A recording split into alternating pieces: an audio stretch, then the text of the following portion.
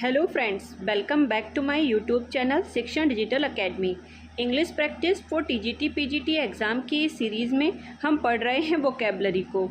Video शुरू करने से पहले अगर अभी तक आपने मेरे चैनल को सब्सक्राइब नहीं किया है तो इसे सब्सक्राइब करें, शेयर करें तथा बेल आइकन प्रेस करना बिल्कुल ना भूलें, जिससे आपको मेरे आगे आने वाले सभी वीडियोस की नोटिफिकेशन प्राप्त हो सके।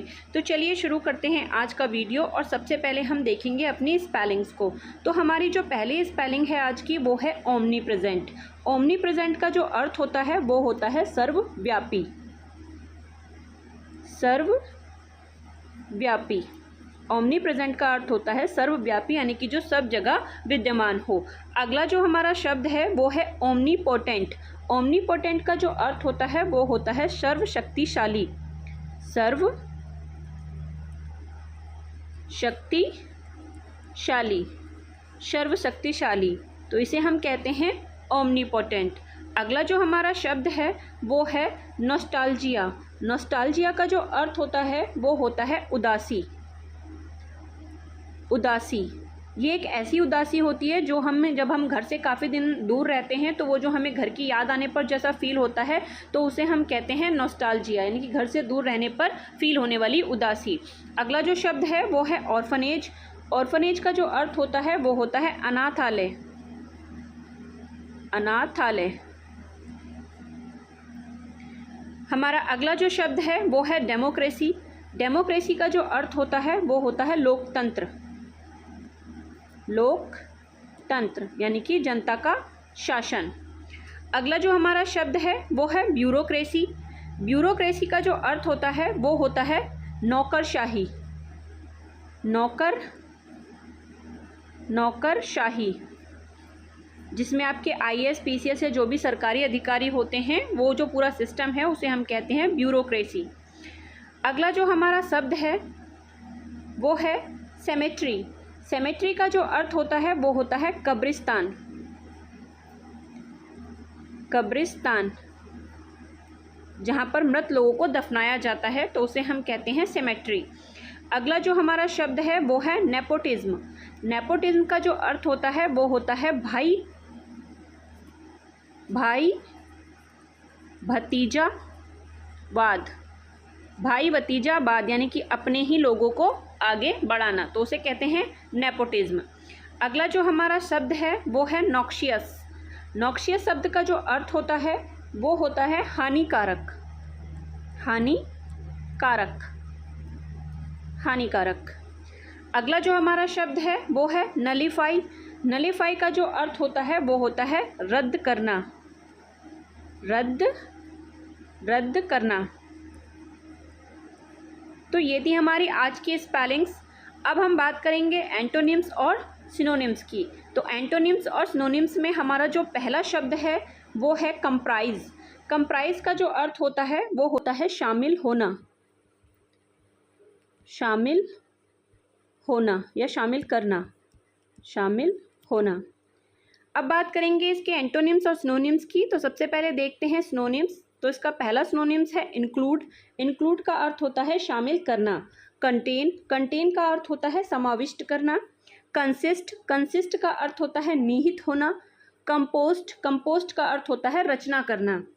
अगला जो हमारा है वो है एंटोनिम्स। तो इसके एंटोनिम्स, पहला है रिजेक्ट। रिजेक्ट का अर्थ होता है अस्वीकार करना। लैक। लैक का अर्थ होता है कमी करना। एक्सक्लूड। एक्सक्लूड का अर्थ होता है बाहर करना। और एक्सेप्ट का अर्थ होता है के अतिरिक्त, यानी कि इसके अलावा या इसके अतिरिक्त। तो एक्सेप्ट का अर्थ होता है के अतिरिक्त। अगला जो हमारा शब्द है वो है कंपैशन। कंपैशन का जो अर्थ होता है वो होता है सहानुभूति। सहानुभूति, यानी कि जैसा सामने वाला फील कर रहा है वैसा ही आप भी फील करें, तो उसे बोलते हैं सहानुभूति। इसके सिनोनिम्स की बात करें तो पहला है काइंडनेस। काइंडनेस का अर्थ होता है दयालुता। सिंपैथी। सिंपैथी का अर्थ होता है सहानुभूति। इसके बाद है क्लीमेंसी। क्लीमेंसी का अर्थ होता है दया। इसके बाद है कामेरिसेशन। कामेरिसेशन का अर्थ होता है संवेदना। अब बात करते हैं इसके एंटोनिम्स की।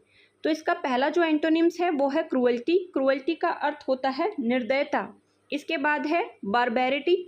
बारबैरिटी का जो अर्थ होता है वो होता है बर्बरता। इसके बाद है परसिक्यूशन। परसिक्यूशन का जो अर्थ होता है वो होता है उत्पीड़न। इसके बाद है अपैथी। अपैथी का अर्थ होता है उदासीनता। अगला जो हमारा शब्द है वो है कोलाइजन। कोलाइजन का जो अर्थ होता है वो होता है भिड़ंत। भिड़ंत या टकराना, भिड़ंत। सिनोनिम्स की बात करें तो पहला सिनोनिम्स है एनकाउंटर। एनकाउंटर का अर्थ होता है सामना करना। क्लैश। क्लैश का अर्थ होता है भिड़ंत या टकराव। कॉन्फ्लिक्ट। कॉन्फ्लिक्ट का अर्थ होता है विवाद। इसके बाद है डिसेंटिंग। डिसेंटिंग का जो अर्थ होता है वो होता है मतभेद। एंटोनिम्स की बात करें तो पहला है एग्रीमेंट। एग्रीमेंट का अर्थ होता है समझौता। हार्मोनी। हार्मोनी का अर्थ होता है सद्भाव।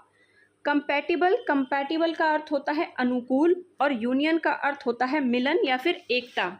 अगला जो हमारा शब्द है वो है चेरिश। चेरिश शब्द का जो अर्थ होता है वो होता है किसी से स्नेह करना, यानी कि स्नेह करना, स्नेह करना, स्नेह करना।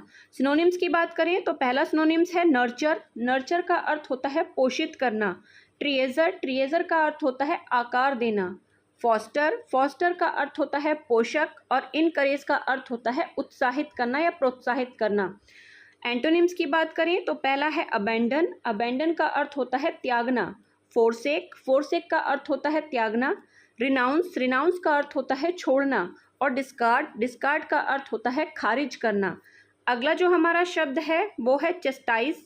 चस्टाइज का जो अर्थ होता है वो होता है गलती के लिए किसी को, मतलब गलती के लिए किसी की आलोचना करना, या सीधे हम कह सकते हैं आलोचना, आलोचना करना, आलोचना करना। सिनोनिम्स की बात करें तो पहला सिनोनिम है पनिश। पनिश का अर्थ होता है दंड देना। एडमोनिश। एडमोनिश का अर्थ होता है धिक्कारना। स्कॉल्ड। स्कॉल्ड का अर्थ होता है डांटना। और रिप्रूव। रिप्रूव का अर्थ होता है निंदा करना। एंटोनिम्स की बात करें तो पहला है चीयर। चीयर का अर्थ होता है खुश करना। कंफर्ट। कंफर्ट का अर्थ होता है आराम देना। इनकरेज। इनकरेज का अर्थ होता है उत्साहित करना या प्रोत्साहित करना। और है स्टिमुलेट। स्टिमुलेट का अर्थ होता है उकसाना। तो ये थे हमारे एंटोनिम्स और सिनोनिम्स। अब हम बात करेंगे ईडियम एंड फ्रेजेस की। तो हमारा पहला जो ईडियम है आज का वो है flash in the pan. Flash in the pan का जो अर्थ होता है वो होता है सडन सक्सेस, यानी कि अचानक से मिली सफलता। अचानक, अचानक मिली, अचानक मिली सफलता, सफलता। सैडली यानी कि दुख की बात है, their success was just a flash in the pan, कि उसकी जो सक्सेस थी वो क्या थी, सिर्फ अचानक मिली सफलता थी। तो ये है flash in the pan, sudden success. अगला जो हमारा ईडियम है वो है the fourth state. The fourth state का जो अर्थ है, यानी कि फोर्थ स्टेट हम यूज़ करते हैं प्रेस के लिए, जो मीडिया होती है उसके लिए। The newspaper is regarded as the fourth state of the place. जो भी मीडिया होती है, चाहे वो न्यूज़पेपर हो, चाहे वो टीवी चैनल हो, या फिर कोई भी ऐसा हो जो मतलब न्यूज़ देने का काम करता है, तो उसको हम कहते हैं द फोर्थ स्टेट। अगला जो हमारा ईडियम है वो है grease the palm. Grease the palm का अर्थ होता है टू ब्राइब, यानी कि रिश्वत देना, रिश्वत, रिश्वत देना, रिश्वत देना। Nowadays if you want to get your work done you will have to grease the palm of officials, यानी कि आज के टाइम पे अगर आपको अपना कोई भी काम करवाना है तो आपको जो ऑफिसर होते हैं उनको रिश्वत देनी पड़ेगी। अगला जो हमारा ईडियम्स है वो है give a wide birth. Give a wide birth का अर्थ होता है टू अवॉइड, यानी कि किसी को अवॉइड करना। अवॉइड करने का अर्थ होता है टालना, यानी कि किसी को टालना, अवॉइड करना। We should always give a wide berth to all selfish and mean person. हमें हमेशा जो शेल्फिश और मीन पर्सन होते हैं उनको टालना चाहिए, यानी कि उनसे दूरी बनाए रखनी चाहिए। अगला जो हमारा ईडियम्स है वो है gentleman at large. Gentleman at large का अर्थ होता है एन अनरिलायबल पर्सन, एक मतलब अविश्वसनीय व्यक्ति, अविश्वसनीय, अविश्वसनीय व्यक्ति, अविश्वसनीय व्यक्ति। सेंटेंस देखते हैं इसका, तो we must not believe a gentleman at large, यानी कि हमें एक अविश्वसनीय व्यक्ति पर कभी भी विश्वास नहीं करना चाहिए। अगला जो हमारा इडियम है वो है गुड सैमरिटन। गुड सैमरिटन का अर्थ होता है वन हु हेल्प्स स्ट्रेंजर, यानी कि जो अजनबी लोगों की भी मदद कर देता है, यानी कि किसी की भी मदद कर देता है। He is a good Samaritan because he always comes to the help of the old and the children in difficulties, यानी कि वो क्या है, एक अच्छा व्यक्ति, से हम अच्छा व्यक्ति कह सकते हैं। अगला जो हमारा इडियम्स है वो है ग्रीन हॉर्न। ग्रीन हॉर्न का जो अर्थ होता है वो होता है इनएक्सपीरियंस्ड। इनएक्सपीरियंस्ड का मतलब होता है अनुभवहीन, अनुभवहीन, जिसे कोई अनुभव ना हो, तो उसे बोलते हैं ग्रीन हॉर्न।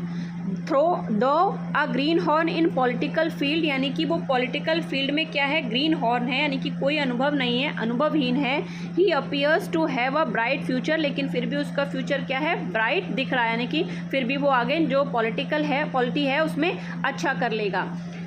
अगला है give up the ghost. Give up the ghost का अर्थ होता है पास अवे, यानी कि किसी की मृत्यु हो जाना, मृत्यु होना, pass away. After long illness, लंबी बीमारी के बाद, he gave up the ghost last week, उसने लास्ट वीक क्या कर दिए, मतलब लास्ट वीक क्या हो गई, उसकी मृत्यु हो गई, तो ये कहते हैं give up the ghost, pass away. अगला जो हमारा इडियम है वो है get into scrap. Get into scrap का अर्थ होता है इन अ बैड सिचुएशन, यानी कि बुरी मुसीबत में या बुरी सिचुएशन में फंसना। He got into a scrap by embezzling public fund, यानी एम्बलिजिंग कहते हैं गबन करने को, गबन करना, गबन करना, तो मतलब गबन करने के बाद वो क्या हुआ, बुरी कंडीशन में फंस गया। हमारा अगला और जो आज का आखिरी इडियम है वो है गो ब्रोक। गो ब्रोक का जो अर्थ होता है वो होता है बिकम बैंकक्रप्ट, यानी कि दिवालिया होना, दिवालिया होना, यानी कि जिसके पास कोई भी पैसा नहीं बचना। As a result of heavy gambling, यानी कि बहुत ज़्यादा जुआ खेलने की वजह से he had to go broke in the long run, यानी कि लंबे समय तक ज़्यादा जुआ खेलने की वजह से वो क्या हो गया, दिवालिया हो गया। अब हम बात करते हैं वन वर्ड सब्स्टिट्यूशन की। वन वर्ड सब्स्टिट्यूशन में हमारा जो पहला शब्द है या जो पहला वन वर्ड है वो है फेबल। फेबल क्या होता है, a story relating to word animals with a moral in the end, यानी कि पक्षियों और जानवरों की एक ऐसी कहानी जिसमें लास्ट में कोई मोरल छुपा रहता है, यानी कि नैतिक कहानियाँ जिन्हें हम कह सकते हैं, तो उसको हम कहते हैं फेबल। अगला जो हमारा वर्ड है वो है फैटल। फैटल का अर्थ होता है घातक, डेट कॉज डेथ, यानी कि जिससे मृत्यु हो सकती है, यानी कि वो क्या है, घातक, तो फैटल होता है घातक। अगला जो है वो है फौना। फौना जो होता है the animal of particular region, यानी कि किसी एक खास रीजन में पाए जाने वाले जो जीव जंतु होते हैं उन्हें हम फौना कहते हैं, और ये जो टर्म है वो एनवायरनमेंट और जो ज्योग्राफी है उससे संबंधित है। इसके बाद है फ्लोरा। फ्लोरा का जो अर्थ होता है वो सेम पक्षियों के जो फूल होते हैं उनके या जो वनस्पति होती है उसके लिए लिया जाता है। The flower of a particular region, flower मतलब जो भी वनस्पति होती है उसके लिए हम ये शब्द यूज़ करते हैं। किसी रीजन में पाई जाने वाली जो वनस्पति होती है उसको हम फ्लोरा कहते हैं, और जो जानवर पाए जाते हैं जीव जंतु उनको हम फौना कहते हैं, और ये ज्योग्राफी से रिलेटेड टर्म है दोनों, फौना और फ्लोरा। अगला जो हमारा शब्द है वो है फ्रेजाइल। फ्रेजाइल का जो अर्थ होता है वो होता है क्षणभंगुर। क्षणभंगुर, क्षणभंगुर का अर्थ होता है जो जल्दी ही समाप्त होने वाला है, that can be easily broken. यहाँ पर ये है कि जो जल्दी ही टूट जाए, जल्दी ही नष्ट हो जाए, उसे हम कहते हैं फ्रेजाइल, यानी कि क्षणभंगुर, जल्दी ही नष्ट होने वाला। अगला जो हमारा शब्द है वो है ग्रेगेरियस। ग्रेगेरियस का जो अर्थ होता है वो होता है animal which live in a flock, यानी कि झुंड में रहने वाला, उसको हम कहते हैं ग्रेगेरियस। झुंड में रहने वाले किसी भी चीज़ के लिए या किसी भी जो लोग, चाहे वो इंसान हो चाहे वो जानवर हो, किसी के लिए भी ये टर्म जो है वो यूज़ की जा सकती है, यानी कि ऐसे लोग जो एक तरह से हम कह सकते हैं सामाजिक इसे, यानी कि जो झुंड में रहना या लोगों के साथ रहना पसंद करते हैं, तो इन्हें हम कहते हैं ग्रेगेरियस, यानी कि सामाजिक प्राणी। सामाजिक प्राणी जो अकेले नहीं बल्कि लोगों के साथ या झुंड में रहना पसंद करते हैं। अगला जो हमारा शब्द है वो है एलिजिबल। एलिजिबल का जो अर्थ होता है वो होता है इनकैपेबल ऑफ बीइंग रीड, यानी कि जिसे पढ़ा ना जा सके, इसे हम हिंदी में कहते हैं अपठनीय, अपठनीय। और इसका जो एंटोनिम्स होता है वो होता है एलिजिबल, यानी कि पठनीय। अगला जो हमारा शब्द है वो है इनएक्सेसिबल। इनएक्सेसिबल का जो अर्थ होता है वो होता है अ पर्सन और place that can not be easily approach, यानी कि एक ऐसी जगह या एक ऐसा व्यक्ति जिसके पास हम आसानी से नहीं पहुंच सकते, जिसे हम कहते हैं हिंदी में दुर्गम। दुर्गम। और इसका जो अपोजिट होता है वो होता है एक्सेसिबल, यानी कि जहाँ पर आसानी से पहुँचा जा सके, यानी कि सुगम। सुगम। अगला जो हमारा शब्द है वो है इम्प्रैक्टिकेबल। इम्प्रैक्टिकेबल का जो अर्थ होता है वो होता है अव्यवहारिक। अव्यवहारिक। अव्यवहारिक। अव्यवहारिक यानी कि इनकैपेबल ऑफ बीइंग प्रैक्टिस, यानी कि जो व्यवहार में लाना मतलब संभव नहीं है, जो व्यवहार में होना संभव नहीं है, तो उसे हम बोलते हैं इम्प्रैक्टिकेबल। और इसका जो अपोजिट होता है वो होता है प्रैक्टिकेबल, यानी कि जो व्यवहारिक रूप से संभव है। अगला और जो आज का आखिरी वन वर्ड है हमारा वो है इनऑडिबल। इनऑडिबल का जो अर्थ होता है वो होता है अश्राव्य। अश्राव्य का अर्थ मतलब अश्राव्य मतलब जिसे सुना ना जा सके, a sound that can not be heard, यानी कि ऐसी कोई आवाज़, ऐसी कोई साउंड जिसे सुना ना जा सके, तो हम उसे कहते हैं इनऑडिबल। इसका जो एंटोनिम होता है वो होता है ऑडिबल, यानी कि जिसे सुना जा सके, इसे हम कहते हैं श्राव्य, यानी कि जिसे सुना जा सके। ये है श्राव्य और ये है अश्राव्य। अश्राव्य। तो ये थे हमारे आज के वोकेबलरी, जिसमें हमने वन वर्ड्स, एंटोनिम्स, सिनोनिम्स, इसके अलावा जो इडियम्स और फ्रेज और कुछ स्पेलिंग्स को देखा। अगर आप इसी तरह से मेरे साथ इंग्लिश ग्रामर की जो वोकेबलरी है इसकी प्रैक्टिस करना चाहते हैं तो बने रहिए मेरे साथ। Thank you for watching.